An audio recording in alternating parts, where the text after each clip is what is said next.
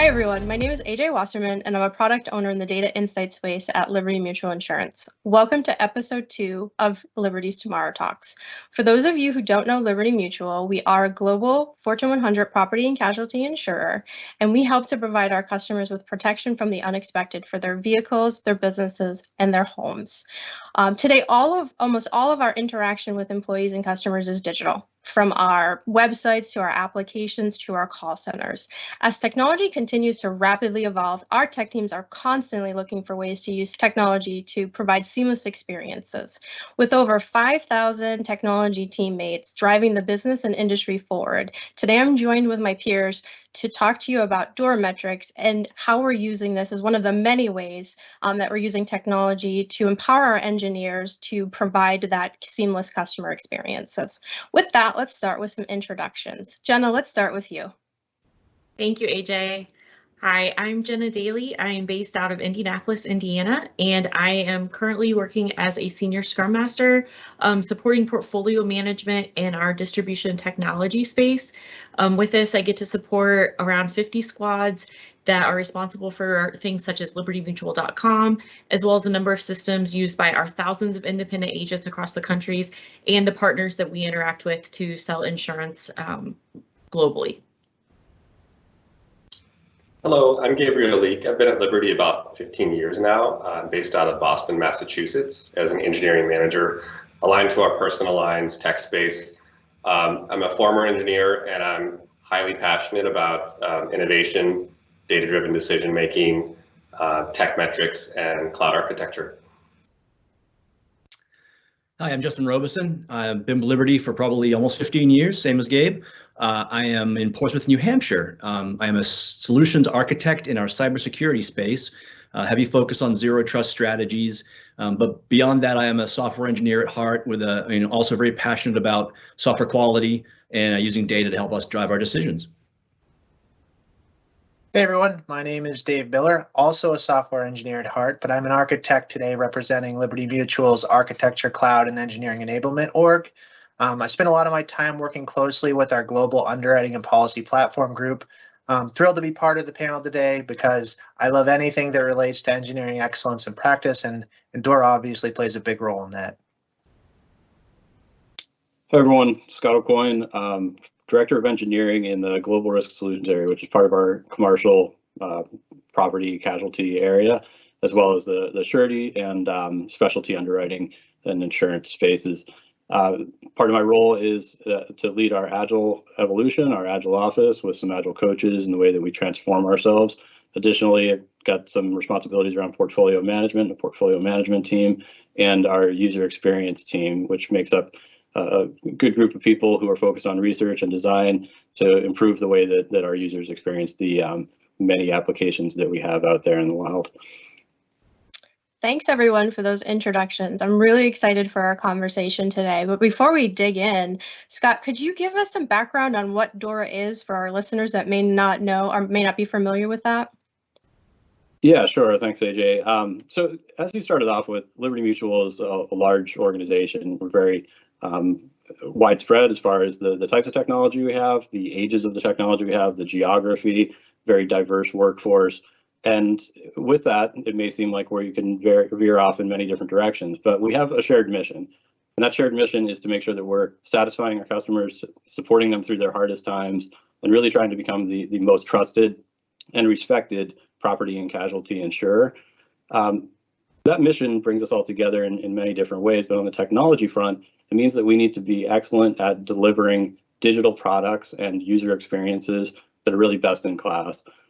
To do that, we have to be innovative. We have to work together, think outside the box, and that innovation can occur internally, but also it's a means for us to look at what's happening externally.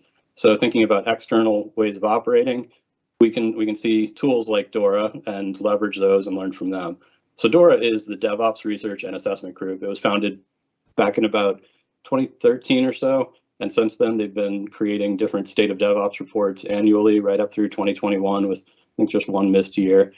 And the state of DevOps report covers many different things, not just engineering, but also cultural practices, organizational practices, the way that we work together, product management. And within it, there are 4 key metrics. So we'll talk about those 4 key metrics in a second, but really they boil down to 2 different categories, stability and throughput. And by using those metrics, we can look at our teams and our organization to understand how do we compare, not just internally, but maybe more importantly, externally. So we use those 4 key metrics combined with some gauges that they give us to understand, are we low, medium, high, elite, and then get a better sense of how we can continue to improve and learn together. Gabe, you want to talk a little bit about the 4 key metrics? So the 4 metrics really capture the effectiveness of the development and delivery process, and you can roll those up to how we're doing across both throughput and stability. We measure the throughput of the delivery process using both deployment frequency and lead time metrics. Deploy frequency is how often our teams are deploying shippable code to production, as well as releasing it to our customers and end users. Lead time for change measures by answering the following question: how long does it take to go from code commit to successfully running in production? Now, stability, we use 2 DORA metrics to measure that. The first one is time to restore, and the second one is change failure rate. Time to restore is really how long it takes to restore service when an incident or a defect occurs that impacts our customers. And that can be an outage to degraded service, like, for example, the website's running much slower than usual. Change failure rate is really a measure of quality of our release process. So what percentage of our changes to production that are released to customers result in some sort of degraded service, whether it's an outage or impaired service, and then it requires a hot fix, a rollback, a patch, or a bug fix to be pushed out there. We consider that a change failure, and then we have to remediate it.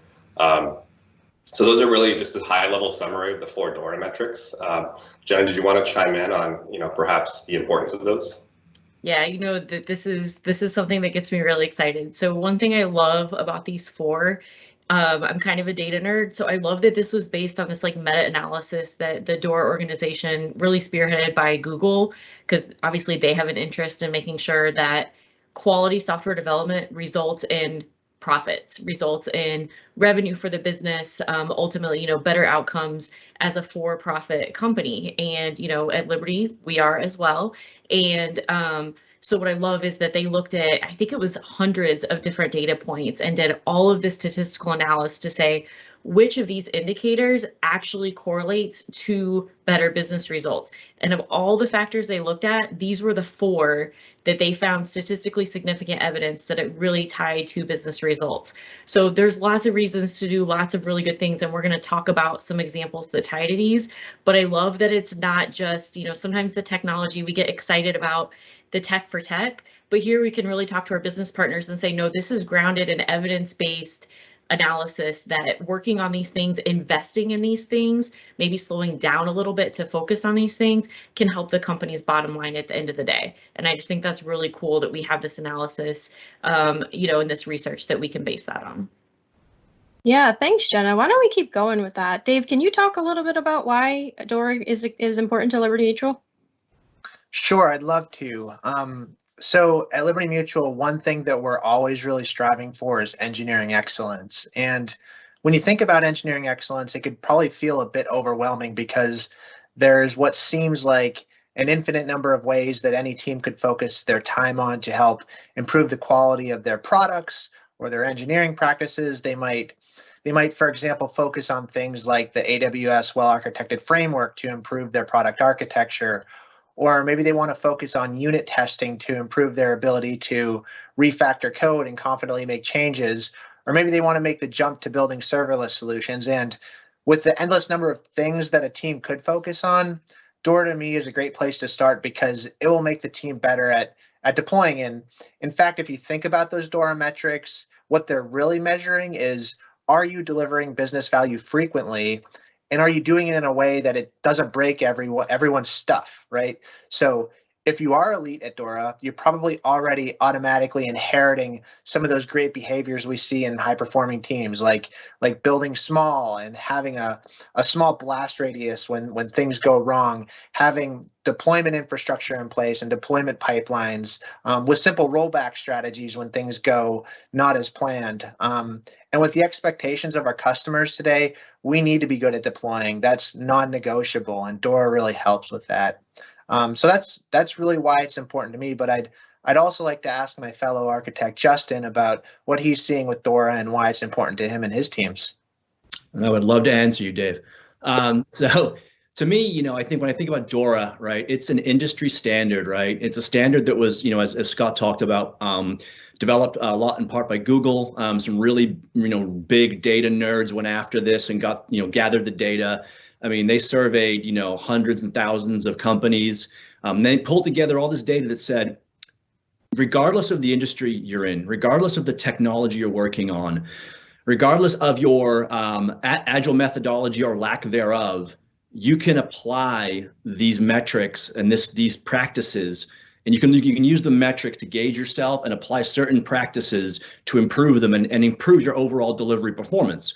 Right. So the beauty of that is, right, everyone's included. Everyone gets to do this. There's no arguing that you can't do it. Right. It's pretty much a given that if you want to do it, you want to be involved, you want to get better, you can use something like DORA and the practices that go along with it to improve them to get better. And so really for me, when I saw this, when this landed in my lap a few years ago, when I finally got tuned into it, I saw the map and compass that I could finally give to my squads and my peers that gave them a way to pick a direction and get better, right? A repeatable, consistent measure that they could use on a ceremonial basis of their choosing. If it's an agile team, could be sprint-wise, could be in a planning increment, could be over a quarter. Again, I think the goal, at Liberty Mutual for the use of DORA, the metrics themselves to help us drive continuous improvement on our engineering practices, it really comes down to the autonomy of the teams, right? This is not a push down or a punitive measure. No one's looking at team A and saying, wow, your deployment frequency is much better than team B. That is entirely not the intent of this data, right? This is for engineers, for teams to get themselves better, right? Happier devs mean a lot of great things, right? I mean, DORA has a predictive relationship with a lot of constructs, one of them being sustainability, burnout, right? Increase sustainability and reduce burnout. For organizations, there's improved organizational performance, right? Again, we talk about bottom line. Organizations, we need to make money if we want to keep doing great stuff and reinvesting in great tech and keep serving our customers as best as possible. So, with the behaviors and practices that we know we can adopt and we can use within our squads to continuously get better, we can hit on every front here. Happier engineers, a better culture, a better bottom line for our company. So overall, I mean, for me, it was just a no-brainer. Just like, why don't we just do this? And so it was, there was like the light shining finally. Awesome. Thanks, Justin. I mean, in talking more about how this really is for the engineers, maybe we could share some stories of how our engineers are using it and how it's making them better. Gabe, why don't you kick us off with a story? Yeah, I'd love to share a story about DORA. We've had some good wins with it in my time in PL Tech. In our space, we have very mature continuous delivery pipelines. The teams are able to, in on-demand, deploy to production. They have the autonomy to deliver code when they need to and get it out to their end users. And it's a very mature space and, all deployed to the cloud. Despite that, one of our teams was very surprised to see that they had a lower than expected lead time for change. And if you recall what that definition was from earlier on in the webcast here, that's the time it takes to go from code commit to production and get it out to your users. And what they saw as they were tracking DORA themselves was that it was trending up and they were losing their elite status. So they looked internally and had discussions amongst themselves as a team, and they tried to elicit some improvement opportunities. It's pretty interesting what they found because it kind of ran the gamut of the DevOps process, from code reviews to agile and story sizing. So what they found was that sometimes their production deploys were held up to create a release when the functionality was actually ready to be delivered, maybe a week or two sooner, days sooner even. They were breaking down their work into stories, but it was very granular, which sounded really good to them on paper when they did it. But then what they found was that, it led to a higher dependency between the stories. And so they were slower to deliver them all together. And so they looked at that opportunity. And then they went over to their code process and how they're delivering code. And they looked and found that, hey, we could be a little more efficient with our code review process and make that a little more lightweight without, sacrificing quality and, signing off sooner and reducing merge conflicts by looking at what they were delivering. And then they also looked at moving to trunk-based development, which then, further improved their DevOps process because, they were allowed to adjust their branching strategy to be able to more efficiently check in code. So once they identified all these different areas that they could address, they worked amongst themselves to implement those process changes. They kept the stories more business focused, so they were independently deliverable. They increased their visibility into features that were production ready, just by adding a column to their daily board. And then what they saw over time was that their lead time went back to elite. And it was a huge win, not just for the org and Liberty in general, because now this team is more efficient, but they self-solutioned it. They used the data trend and analyzed it themselves, and their morale went up, just because they got their own win and they drove towards their own destiny there. So yeah, it was awesome. Anyone else? Can I just jump in there? I want to comment on something you said there, Gabe, that I thought was really interesting. You mentioned that they swapped to a trunk-based development kind of version control strategy, right? We have you Git shop here. And I think just wanted to highlight that we talk a lot about, we kind of abstractly say we want to improve our practices, adopt better practices. And that's an example of one, right? That's a continuous integration strategy, right? A more frequent integration, which is a well-known kind of practice in the DevOps space and continuous delivery space. And again, it's one of those practices that has been documented and by the the DORA research to show it's a predictive relationship to all the things we talked about: sustainability, burnout, reduced burnout, organizational performance. So yeah, I think it's a great story. I picked up on that when you said, trunk-based development, got me all excited. Maybe even continuing that line of thinking there, I also have an interesting story to share. And maybe a bit interesting because it's not what you would typically expect to get out of DORA, but similar to Gabe's example, it shows how you can use DORA to empower teams to make real data-driven decisions. And the example is we had a team looking at their deployment frequency metrics and noticed that they spent a lot of time making deployments to their performance environment.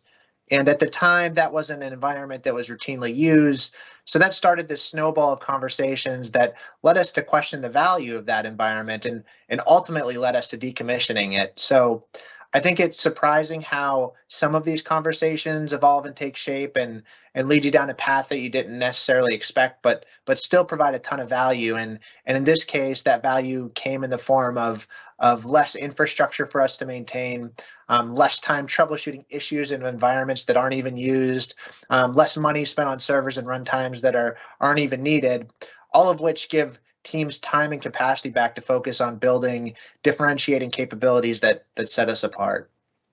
That's my story. Does anyone else have anything they'd like to share? I've got one, a little bit different of a twist.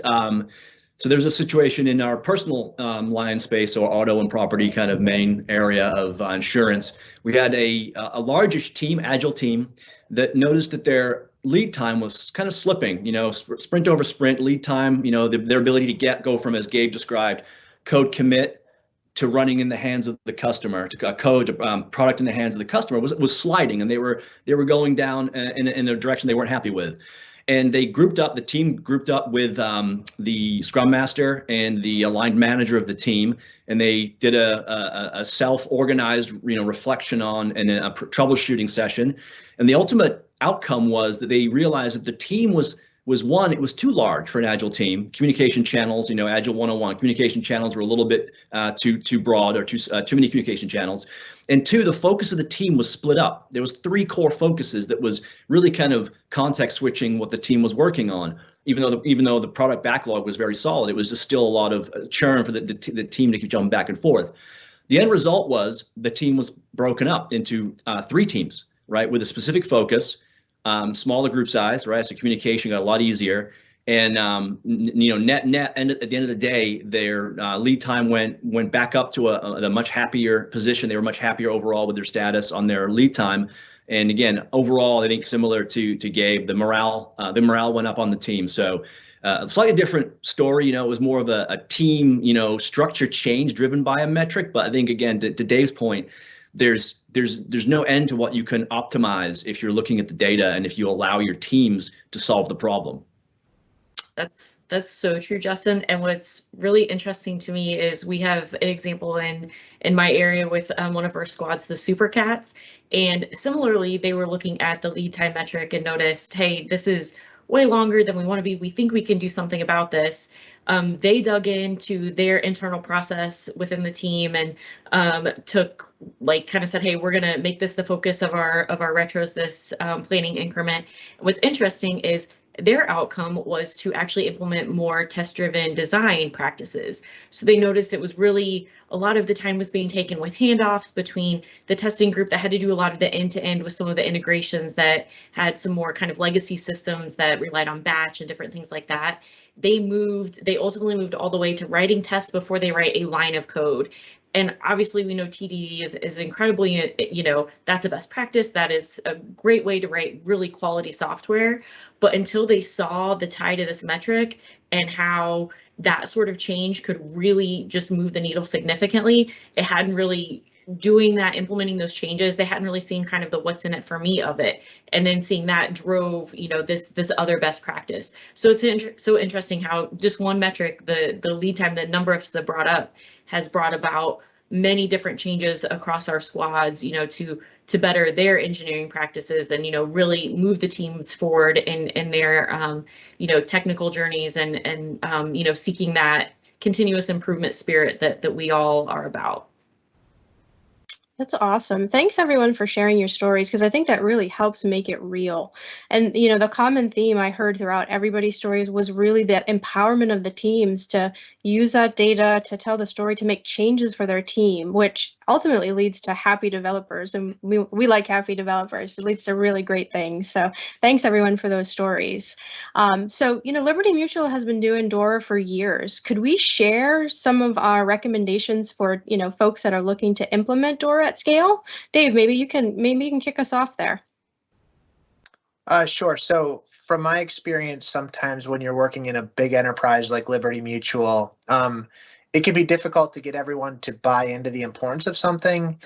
Teams might view it as something I just need to do to cross it off some proverbial checkbox to meet some objective. And I think sometimes that top-down approach can be very ineffective. But here at Liberty, I'm proud of how we're able to have some very open and candid conversations with our engineering teams where we can review DORA metrics.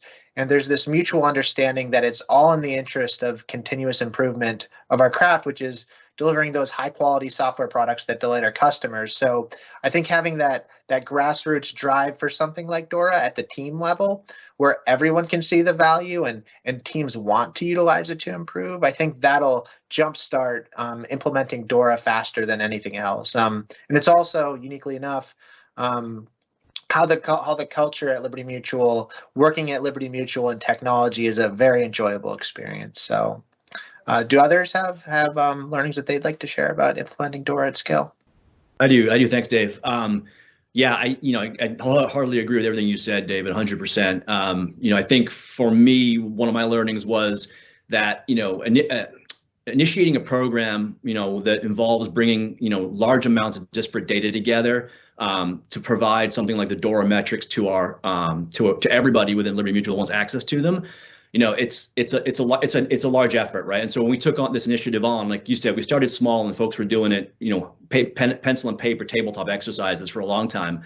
And then, AJ and her organization stepped in to help us automate it. And, we had a particular product goal there, and we were able to use the metadata and all of the events that are flowing in and out of our developer productivity tools like pipelines, version control, ticketing systems. We're able to mash that all together and provide the metrics, available to everybody at a what I call a coarse-grained view, kind of a roll-up on product, essentially. And that brought a ton of value for the organization, right? We were able to have conversations with our managers, directors, even our squads.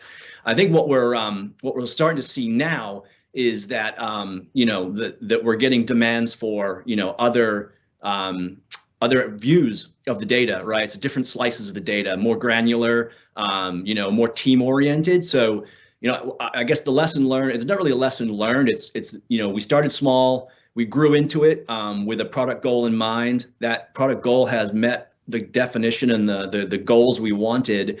And now we're just looking for evolution and iteration. So, couldn't agree more with you, Dave. Start small. That's the best way to go. Yeah, I'll add to that. We've got a large organization, as we've talked about a few times here, but it's difficult to bring along the entire organization at once. So that should never really be the goal. But just in the area that Dave and I work in particular, there are 1,300 engineers, and we're all individuals, and we all want to be treated like individuals. And I think it's safe to say that most people don't want to be judged based on specifically a number. So sometimes when you start to introduce something like DORA, especially thinking about implementing it at scale, we've got to go about it in a way where we're showing success stories and bringing people along on the journey rather than saying, here, go do it. Now you're going to be measured. So we've been very cautious about that. And we're certainly not at the point where 100% of our organization has totally adopted it. In fact, there are parts of our organization that are still on this learning journey and trying to figure out how does it work for them.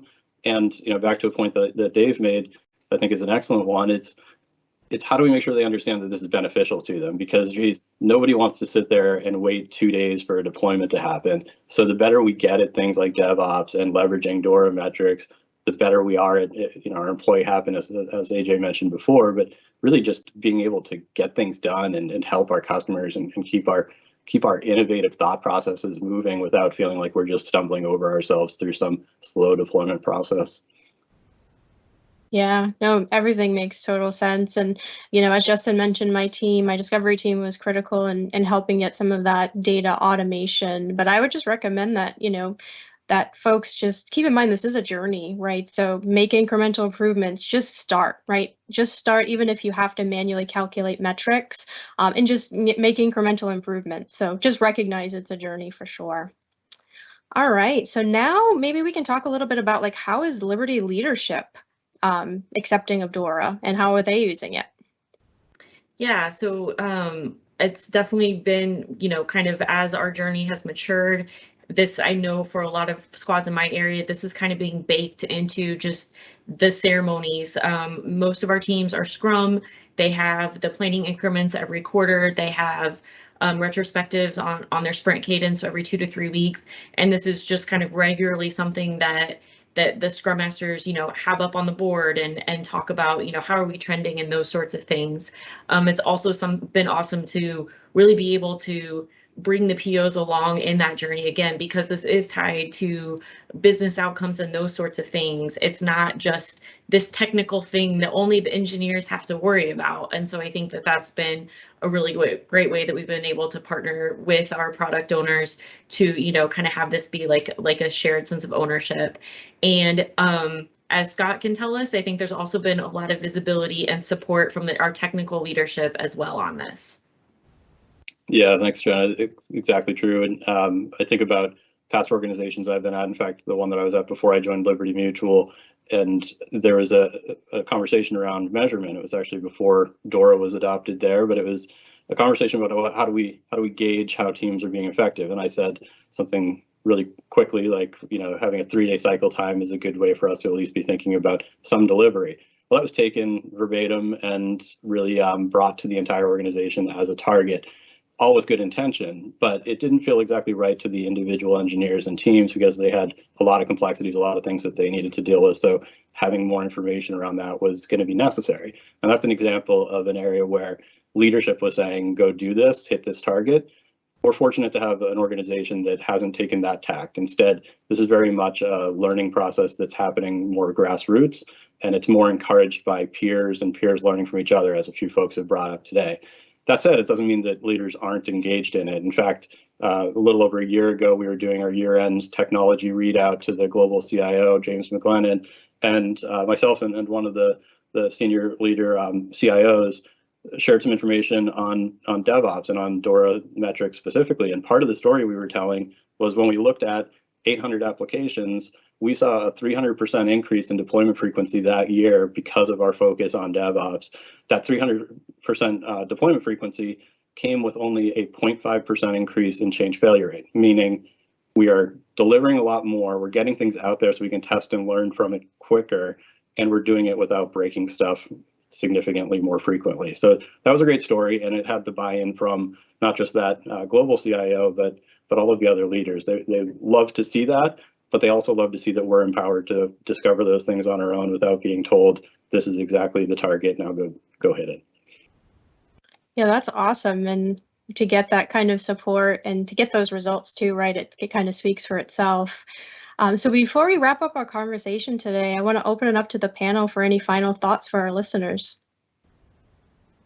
Yeah, I'd love to jump back in there. As 2021 ended, we're asking ourselves, our journey is far from over, but what's next for us coming into 2022 and beyond? And what we've seen is that now we have teams using DORA to become more data-driven in their decision-making, improving their efficiency across the gamut of DevOps. And this drive really spurred innovation and passion for data across the org at all levels. And what we saw last year even was that one of the teams began innovating with different ways to bring that data that AJ's group has been providing us into a format that's perhaps custable by not just that team, but even any team. So they're even thinking broadly as they're in an agile squad delivering for their business focus. They're trying to make this better for everybody as well. So that's been really inspiring and awesome to see. And I know Justin was alluding to that a bit earlier, and it just really highlights the passion that DORA has generated in our engineers, and that continuous improvement mindset that they have. So you can see that pushing into DORA has really matured us and pushed us to have, not just a stronger continuous improvement mindset, but a focus on how the data drives our decision making in our teams. And then as leaders, how do we make moves to support those teams? You heard some stories about making organizational changes and team changes to help those teams get those metrics down. So as leaders, we've been able to take a look at those trends and enable that for the teams where needed. So we'll just be continuing to work with the teams to spur more of that passion adoption across our orgs.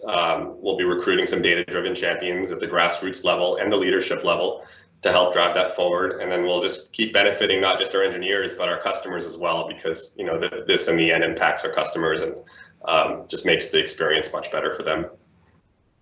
I have some thoughts on that one too, actually, Gabe.